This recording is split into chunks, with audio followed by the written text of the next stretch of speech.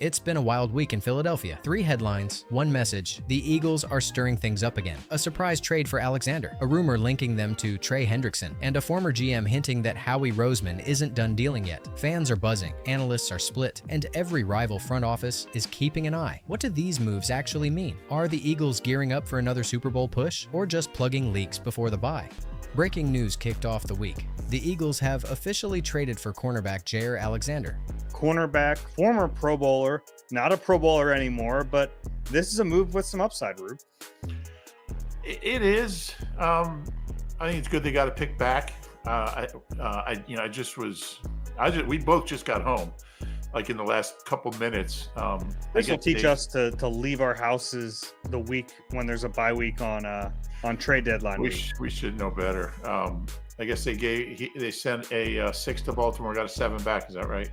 Yeah. So the terms of the trade, the Eagles get Jaire Alexander, a 2027 7th round pick, and the Ravens get a 2026 6th round pick. And that's the question sitting at the center of this deal.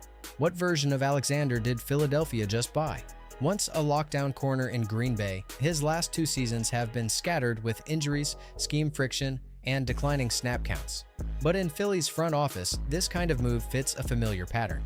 Instead of chasing highlight names, Howie Roseman is now targeting undervalued veterans who can fill weak spots. Alexander's tape still shows flashes with quick hips, clean mirror technique, and solid reads in zone. The only missing piece is confidence. Baltimore's rotation buried him behind younger corners, and that can kill rhythm quickly. This is a low-risk hedge for the Eagles. Ask us about the cost? Well, it's a late-round swap. And if we talk about the reward, Alex is a proven corner who's seen playoff pressure and understands leverage. If Fangio can retool his assignments, Alexander could slot opposite Slay and bring order back to a secondary that's been giving up explosive plays every week. The defense hasn't looked settled since the Week 3 injuries, and this seems to be Roseman's way of addressing it before it snowballs. Quiet move, yes, but one that could decide close games in December when field position becomes everything. While the Alexander trade grabbed headlines, another story kept the Eagles' name in national chatter.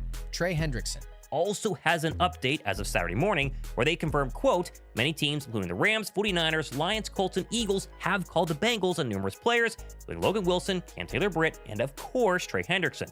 For now, some teams don't believe Cincinnati has any real interest in moving its core pieces, which, again, could be the Bengals trying to say, pay more, and then we'll move Trey Hendrickson. But it also shows a lot of other teams, like the Niners, really want to go ahead and get Trey Hendrickson, and so the bidding war is probably going to be pretty strong. My guess is he goes for a 2nd and maybe a 5th, and I'm not sure how he's really that interested. I've said all along, I love Trey Hendrickson. He kind of is my top pick right now, just skill-wise behind Myles Garrett, but as I mentioned, a bidding war might drive the birds away.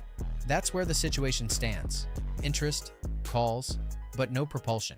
Multiple contenders have checked on Hendrickson, but Cincinnati hasn't moved from its position. They value him as a core pass rusher, and unless a team overpays, he stays put. That matters less about pursuit and more about posture for the Eagles. It shows Roseman is still surveying every premium rusher on the market. Philly's front 4 has depth, but has lacked pressure consistency outside of Josh Sweat. Brandon Graham's snaps are down. Nolan Smith's development is ongoing, and Fletcher Cox has been playing through a groin issue. Adding Hendrickson would change that equation instantly. The Birds will secure high motor, clean hands, and double-digit sack production across multiple seasons. However, the question is cost. The Bengals reportedly want 2nd-round value, and that's steep for a mid-season rental. Roseman's trade history rarely includes overpaying for defensive ends. He's always been least interested in headlines. Timing influences his picks.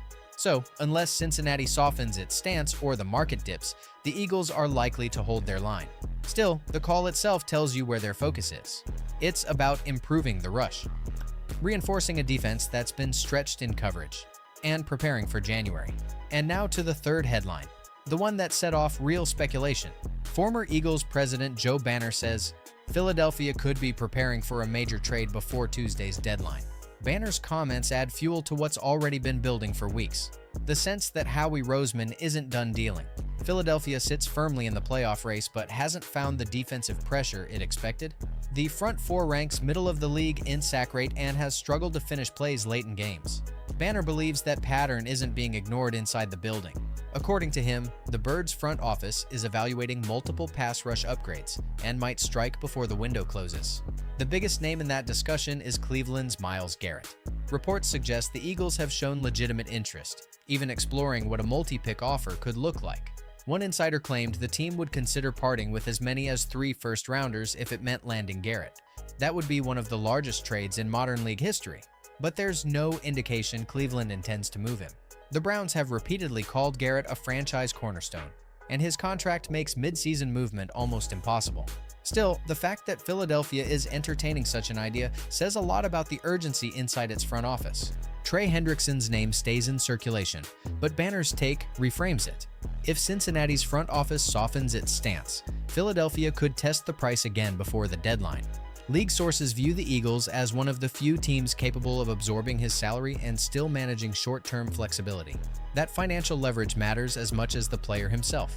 Instead of chasing an all-in blockbuster, Roseman could pivot toward a mid-tier addition, who's proven, affordable, and immediately playable. That's how the Eagles usually strike, with selective aggression. They have hardly panicked spending. There's also the long-shot candidate, Miami's Jalen Phillips.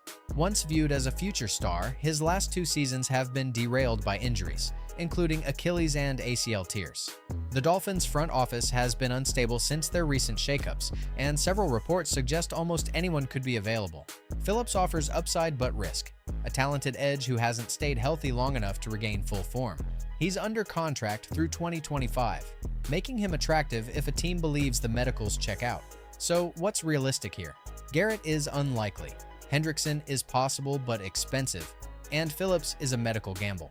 Banner's prediction isn't about a specific name but about pattern. Under Roseman, Philadelphia has made late pushes before. Jay Ajayi in 2017, Golden Tate in 2018, Kevin Byard last season. Every move carried the same motive of patching weakness before it becomes a playoff liability. This week feels similar. The roster's strong but incomplete, and the deadline is close. The expectation inside the league is that Roseman will explore one more swing, maybe smaller than fans hope, but targeted, impactful, and on brand. Whether that means a rotational lineman or a surprise name, the approach stays consistent. It's about staying aggressive, staying in control, and never waiting for someone else to set the market. So where does all of this leave the Eagles heading into the stretch? They sit near the top of the NFC, but the margin feels thinner than the record shows. The offense remains efficient, ranking among league leaders in red zone drives. The defense, however, has yet to reclaim its 2022 dominance. Pressure rates have dipped, turnovers have been inconsistent, and coverage depth has been tested every week. That's why every rumor, from Alexander's arrival to Banner's prediction, deserves attention. It's maintenance. Roseman's front office has built a culture of staying one move ahead of a decline. The next few weeks will define which version of this roster emerges. If the pass rush sharpens, Philadelphia stays among contenders. If it stalls, the late season schedule will punish every missed pressure. The roster is talented enough to control its path as of now. Hurts remains steady, the offensive line is durable, and the receiving core is explosive when protected. The missing piece is defensive rhythm, the same thing Howie Roseman has spent years trying to preserve. So right now, the Birds are active, alert, and one call away from shaking up the NFC again. What do you think? Will Roseman pull the trigger, or will he choose to be patient this time? Drop your take in the comments. Hit subscribe, ring the bell, and catch our trade deadline breakdown the moment news drops.